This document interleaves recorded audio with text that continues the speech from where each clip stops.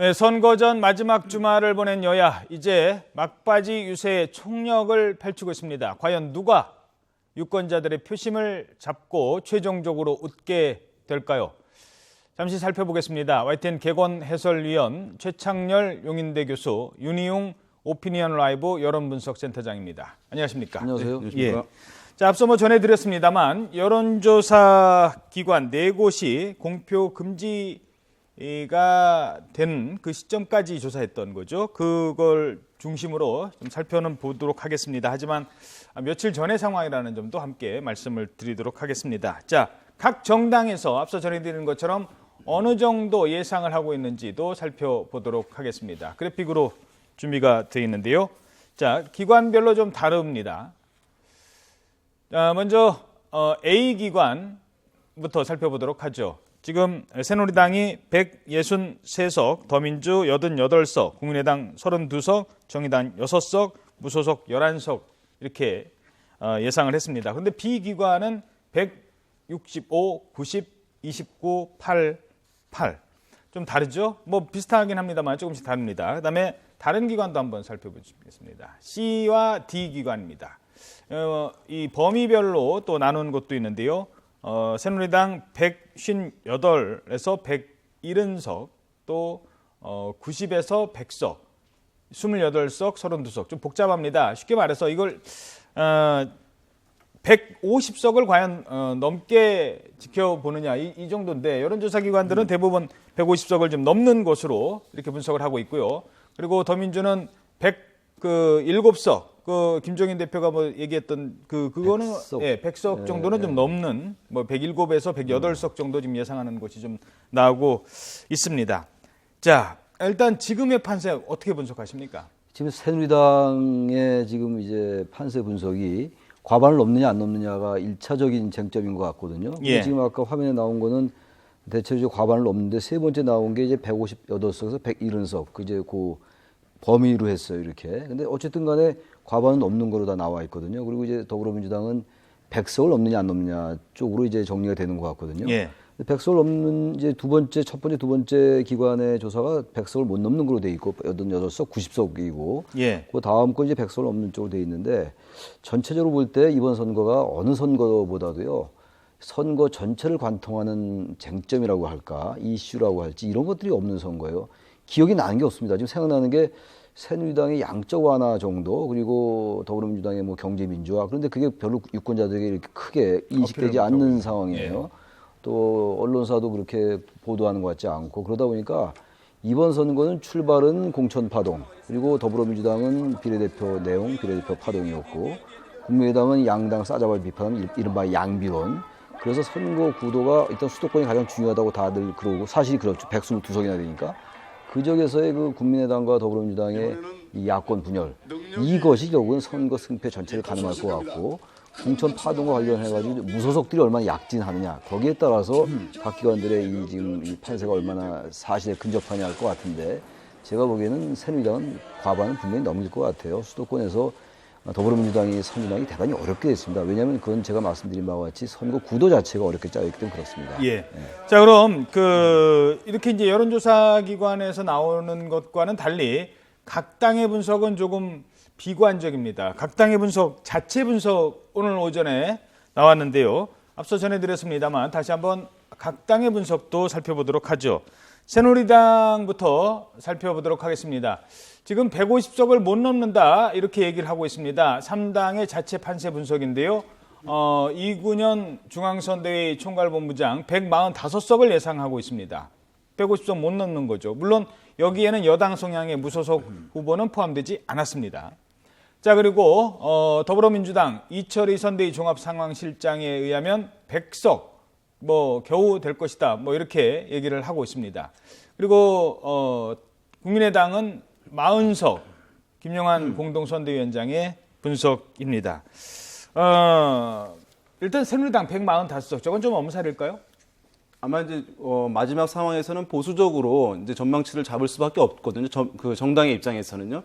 그러면 그것이 반영됐을 것이고, 또 하나의 뭐 전략적인 의미도 있을 것입니다. 왜냐하면 당이 위기 상황이라는 것을 지지층들, 전통적 지지층들에게 그 시그널을 보내면서 마지막에 느슨해져 있는 결집들을 좀 결집시키려고 하는, 강화시키려고 하는 이제 의도도 있을 것이라고 보거든요. 그런 면에서 봤을 때는 뭐 일정 부분은 엄살인 측면도 있습니다. 현실인 측면도 있습니다만은 이제 전략적인 측면도 있을 것이다라고 볼 수 있겠고, 지금 보면은 다른 정당 같은 경우에 지금 더불어민주당 100석 나와 있고 국민의당 40석 얘기하는데, 특히 이제 국민의당 같은 경우는 군소 정당이다 보니까, 작은 정당이다 보니까 실제 기대감을 불러일으켜야 단순하게 마음만 가지고 있고 의지가 강하지 않던 유권자들이 이제 기대감이 실제 현실화될 수 있을 것이라고 하는 것들을 알게 되어야 투표장이 많이 나오는 것이거든요. 그런 면에서 좀 더 40석이라고 하는 이제 좀 강한 강조를 하고 있는 것으로 보이는데요.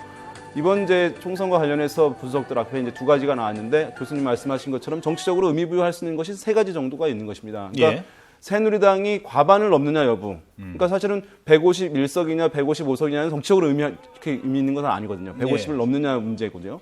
그 다음에 더불어민주당이 100석을 넘느냐 안 넘느냐. 이것은 왜냐하면 100석을 넘지 않게 될 경우에는 실제 그런 정치적 타격이 이제 야당의 패배로 이어지게 되면서 김종인 대표 또는 그 이외의 다른 중진들 정치급 대선 주자급 인사들도 상당히 타격을 입을 수 있는 수치라는 점에서 의미가 있고요.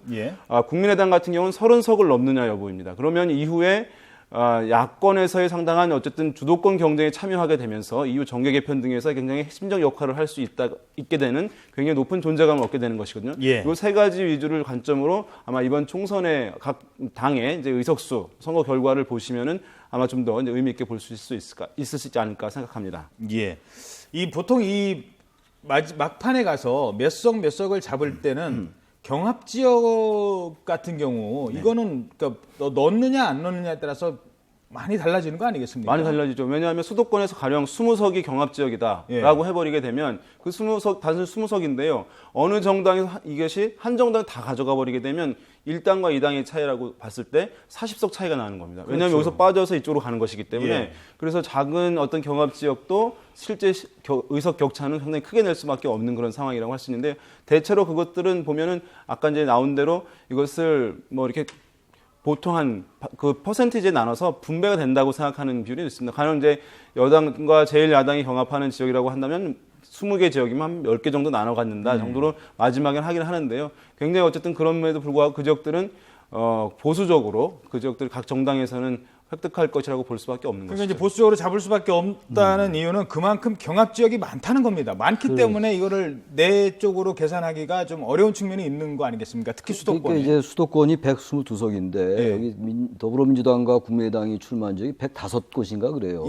이 중에 상당수가 경합 지역인데, 경합 지역도 이제 뭐 경합 우세로 분류할 수도 있고 경합 열세로 분류할 수도 있고 이렇습니다. 그러니까 이 부분이야말로 선거 당일날에 여러 가지 그 상황을 봐서 나오는 것이기 때문에 이건 전혀 예단하기 사실 어려운 거거든요. 여기서 이제 그 하나의 범위가 생기는 건데, 기본적으로 국민의당에 대한 표라는 게 제일 전 중요할 것 같아요. 근데 국민의당이 호남에서의 약진이랄까, 호남에서의 어떤 그 상승세를 기반으로 수도권에서 나름대로 유권자들이 그 국민의당이 결집하게 된다면요, 더불어민주당은 사실상 좀 과장해서 얘기하면 거의 이길 곳이 없는 거예요, 사실은. 그러니까 122곳에서 두 야당이 출마를 했는데 어느 한쪽으로 이렇게 표가 쏠리지 않으면요, 지지층이 완전히 결집해가지고 사표를 좀 방지해야 되겠다 해가지고 제1야당 쪽으로 쏠리지 않는 한. 근데 국민의당이 지금 나름대로 선전하고 있기 때문에, 물론 그 선전이 이제 비례대표로 간다면, 이른바 교차투표를 한다면 그것이 제1야당에게 많이 표가 가지 않겠냐고 볼 수 있다 하더라도요, 단 5%, 6%만 얻어도 이 승패에 결정적 영향을 주는 거거든요. 바로 그런 점에서 저는 더불어민주당이 사실 100석을 얻기도 전 만만치 않다고 생각을 해요. 네, 이게 지금 이번 선거의 이제 핵심 키를 국민의당이 잡고 있습니다. 바로 이제 그 부분입니다. 그 열세를 국민의당이 잡고 있어서 과연 이제 국민의당의 성과는 이것이 이제 야권표가 많이 있을 테니까 더불어민주당의 승패와 사실 맞물려 있는 것일 수밖에 없는 것이거든요. 그리고 더불어민주당 같은 경우는 호남과 수도권에서 그동안 대부분의 의석을 확보해왔던 상황이기 때문에 호남에서 이렇게 이제 국민의당이 우세한 상황으로 간다. 실제 결과 나오게 되면 거기서 의석을 많이 얻지 못하는 것이고, 말씀하신 대로 서울 등 이제 수도권에서 122석 중에서 이제 절반 이상을 확실히 이제 전통적으로 가져갔던 상황이긴 한데, 지금 보면 국민의당이 지지율도 높아지는 흐름에 있었고, 또 그것이 견고해지는 흐름에 있었습니다. 대개 보면 중도층, 중간층 같은 경우는 투표 의지가 약하다고 평가돼 왔었는데 정치에 대한 양당 체제에 대한 불신도 커지게 되면서 이것이 반작용이 작동하면서 국민의당의 어떤 견고성들이 있었거든요. 만약에 이것이 실제로 현실화돼서 투표까지 지역 투표까지 이어지게 될 경우에는 더민주의 어떤 피해가 상당히 실제로 현실화될 가능성이 좀 큰 편이다 이렇게 보는 부분이 있고 더민주 입장에서는 호남은 뺏기고 그렇죠. 그리고 수도권에서는 국민의당이 갉아먹는 이런 입장이 그러니까 이번 선거에 아직 뭐 결과가 안 나왔습니다만 이번 선거의 최대 수혜자는 역시 국민의당입니다.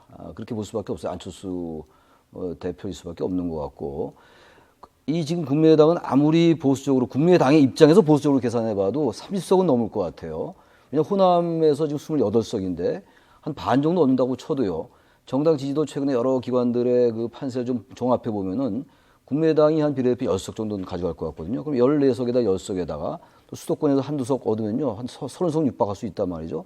근데 지금 이번 선거의 이 구도 때문에 선거 예. 프레임이라는 구도 때문에 결정적 타격을 받는 게 더불어민주당이거든요. 그게 바로 수도권에서의 후보를 많이 냈단 말이죠. 지금 국민의당이. 그러니까 호남에서는 치이고 또 수도권에서는 야권 분열로 해가지고 표를 얻을 데가 없고 그러다 보니까 사실 새누리당은 뭐 전략적인 측면이라고 해서 특히 전략적으로 사실 내부적으로 새누리당이 이탈층들이 많이 국민의당으로 간 것도 사실인 것 같긴 한데 아무리 계산을 해보고 이 주판을 두드려 봐도 과반을 넘기지 않기는 어려울 것 같아요. 새누리당이. 그래서 이 더불어민주당이 정말 표 얻을 때가 만만치가 않다. 지금 근소한 차이는 전부 더불어민주당이 표를 갉아먹는 상황이라서 예. 마지막에 만약에 제1야당에 표를 좀 실어주자. 그래야 견제 세력이 생긴다라는 그러한 전략적 판단이 수도권 유권자에게 작동되지 않는다면 전 더불어민주당은 지금 예상보다 훨씬 어려움에 처할 수 있다. 이렇게 보여집니다. 알겠습니다. 자, 지역별로도 좀 살펴보도록 하죠. 일단 저희들이 여론조사 공표 금지 기간 이전에 했다는 점, 그러니까 지금으로부터 한 4일 전 자료라는 걸 미리 말씀을 좀 드리도록 하겠습니다. 추세는 달라질 수 있습니다. 참고로 살펴보도록 하죠. 광주 지역부터 살펴보도록 하겠습니다. 광주 광산을 지역인데요. 여기는 더불어민주당 이용섭 후보와 국민의당 권은희 후보가 지금 관심을 모으고 있는 지역입니다. YTN이 여론조사를 실시했던 4월 3일부터 5일까지의 기록에 의하면 이용섭 후보가 앞서고 있는 것으로 나타났습니다. 자, 이 지역은요. 네. 다른 지역보다 여론조사로만 봤을 때 네. 국민의당이 다른 지역은 선전을 하는데 이 지역만큼은 그래도 이용섭 후보가 좀 앞서고 있는 요 지역 이렇게 나타났던 지역 아니겠습니까? 네, 맞습니다. 지금 보면 이제 여기 광주인데요. 광주 8개 지역 중에서 그때 여론조사 공표 금지 전까지 조사 결과들을 보면은 국민의당이 대부분 앞섰는데 이 한 지역, 광산을 지역이 이제 이용섭 후보, 더민주 후보가 앞서 있는 것으로 나왔는데 그것도 추세를 봤을 때 굉장히 불안한 우위였습니다. 그러니까 지금 전국적으로 가장 주목되는 지역구 중에 하나거든요. 만약에 이 지역이 선거 결과가 어떻게 되느냐에 따라서 기본적으로 면피를 했느냐라는 표현은 이제 가능할 수 있겠고요. 더민주에서는. 그러나 이것까지 이제 추세대로 권은희 후보, 국민의당 권은희 후보가 치고 올라갈 경우에 승패가 바뀔 경우에는 그 정치적인 후과가 상당히 이제 폭풍이 클 수밖에 없는 상황이거든요. 그런데 지금 문재인 대표의 최근에 이제 문재인 전 대표의 광주 방문, 예. 과연 이것이 호남 민심에게 어떻게 이제 좀 작동되고 있을까, 효과를 좀 미쳤을까 여부, 그 다음에 뭐 삼성차 등에 관련한 이제 공약들이 있었는데 더불어민주당에서 이것이 이제 이런 여론의 좀 흐름에 변화를 주었는지 여부에 따라서 이것이 이제 막판에 변했을 수 있거든요. 그런 부분들, 그것은 마지막까지 어쨌든 가장 주목되는 그런 지역구 중에 하나라고 하겠습니다. 예. 그리고 전북 전주을 지역도 살펴보죠. 여야 후보가 3파전을 펼치고 있는 지역인데요. 특히 새누리당 정운천 후보가 29.6% 비교적 선전을 하고 있는 지역입니다. 이러면서 3파전을 펼쳐지고 있습니다. 자, 이른바 여당의 불모지에서 뭐 선전을 하는 이유 또는 이게 미칠 영향 어떻게 분석하십니까? 그러니까 정운천 후보는 지난 뭐 선거에 벌써 2번 출마했었고 상당히 지역에서 득표력을 보여준 후보예요. 새누리당 후보임에도 불구하고 그것이 지금 저렇게 호각지세로 나타나고 있는 건데 이 정말 정운천 후보가 당선이 된다면은 뭐 제2의 지난 보궐선거 때 제2의 이정현 후보가 되겠죠. 뭐 이정현 후보가 이번 선거 결과가 어떻게 나올지 모르겠습니다만 그러니까 지금 저 지역도 이 국민의당과 더불어민주당이 또 갈라져 있는데 이 호남 지역에서는 전체적으로 국민의당이 상당히 지금 이제 강세를 보이고 있긴 해요. 근데 아까 우리 윤희용 센터장 말씀처럼 지금 여기 여론조사는 문재인 전 대표의 방문이 포함되지 않은 거잖아요. 그렇죠. 3일부터 5일까지 예. 조사를 한 거니까. 문재인 전 대표는 어제 그제 이렇게 예. 호남 방문했기 때문에 그 부분이 좀 영향을 어느 정도 줄 수 있다고 생각합니다. 근데 저는 글쎄 긍정 부정이 다 있을 수가 있겠죠. 또 각 당의 입장에 따라서 다르게 평가할 수 있겠습니다만 아무튼 국민의당의 어떤 그 확장세랄까 이런 것들은 조금 멈추기 위한 효과는 있을 것 같긴 합니다. 예. 그렇다면은 저 부분이 오히려 이제 정운천 후보에게 유리하게 작동될 수가 있는데 호남이라는 지역이 전통적으로 전략적 판단을 많이 하는 지역이라서 정운천 후보가 막판에 지금 현재 리드를 가지고 승리를 장담하기는 좀 쉽지 않지 않느냐 이렇게 생각이 좀 됩니다. 알겠습니다. 자, 그 충청 지역도 한번 살펴보죠. 대전인데요. 대전 서구을 여기는 경합 지역입니다. 이재선 후보 새누리당 32.4%, 더불어민주당 박범계 후보 34.7% 리턴 매치로서 관심을 모으고 있던 지역인데 과연 충청 지역에서는 이 새누리당의 흐름이 어떻게 갈 건지 이건 어떻게 보십니까? 그러니까 충청 지역 민심 뭐 판세를 볼 때 이제 이 지역에 진보 세력 뭐 유권자들이 있을 테고요. 보수 그룹의 유권자들이 있을 텐데 또 하나의 이제 그룹들이 있습니다. 뭐냐면 충청 지역의 어떤 독자성을 이제 좀 강조하는 과거 선진당 뽑고 자민련 뽑았던 그렇습니다. 그래서 그런 그룹들이 있어서 그 충청 지역 대망론 많이 나오는 얘기도 사실은 이 기류와 이제 사실은 맞닿아 있는 것이거든요. 그래서 새누리당에서는 뭐 이른바 반기문 대망론을 이제 뭐 전략적으로 얘기하는 측면들이 일부 후보들이 있는 것이고요. 또 이제 더불어민주당 후보 같은 경우는 이제 안희정 지사 대망론 얘기하면서 충청 이런 그 독자성을 강화하고자 하는 흐름들을 끌어오려고 하는 시도들이거든요. 이제 그것이 어느 쪽으로 가느냐에 따라서 충청 지역의 선거 결과 판세는 바뀔 수밖에 없는 부분이에요. 그것이 이제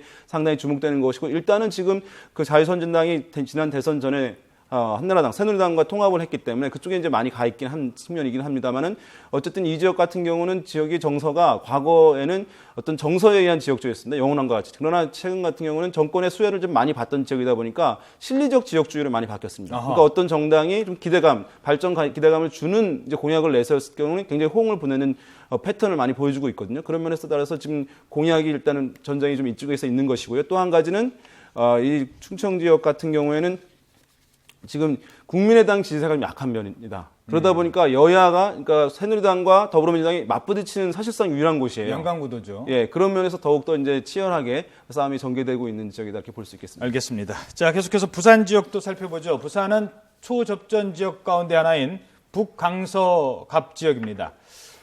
물론 여론조사 기관마다 결과가 다르게 나와서 결과를 예측할 수 없는 곳이기도 합니다만 YTN 조사에서는 박민식 후보가 38.4% 그리고 더불어민주당 전재수 후보가 46.7%로 전통적인 국민일보와 CBS 조사에서는 이 전통적인 야당 그러니까 새누리당 강세 지역이었는데 그렇죠. 야당 후보가 지금 앞서가고 있는 지역이거든요.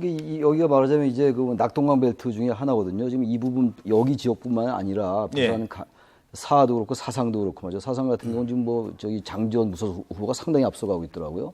그러니까 저런 지역은 지금 현재 더불어민주당이 앞서가고 있는데 저 부분도 지금 이제 며칠 된 조사예요. 3월 3일 1일자니까 그렇죠. 뭐 상당히 국민일보 지났어요. CBS가 예. 3월 4일 날 3월 4일 날 한 거니까 지금 뭐 선거 막판에 하루 이틀은 굉장히 표심이 요동칠 수가 있는 상황이기 때문에 저 수치까지만 얘기하기는 어려울 것 같아요. 어쨌든 간에 특별한 지역을 제외하고는요. 아주 계속 어떤 그 여론조사라는 그 추이가 일관된 흐름을 보이지 않는 지역들이 많잖아요. 엎치락뒤치락 한다든지 여론조사 기관에 따라서 이제 수위가 바뀌는 이런 지역은 마지막까지 예단하기 어려울 것 같고 역시 부산이라는 지역을 우리가 감안하지 않을 수가 없다. 그래서 전재수 후보의 리드가 일단 뭐 마지막까지 간다라는 그 보장은 역시 없을 것 같아요. 이 부분도 박민식 후보가 마지막 올 수가 있겠죠. 예, 그냥 참고 정도만 하시면 그렇죠. 될 것 같습니다.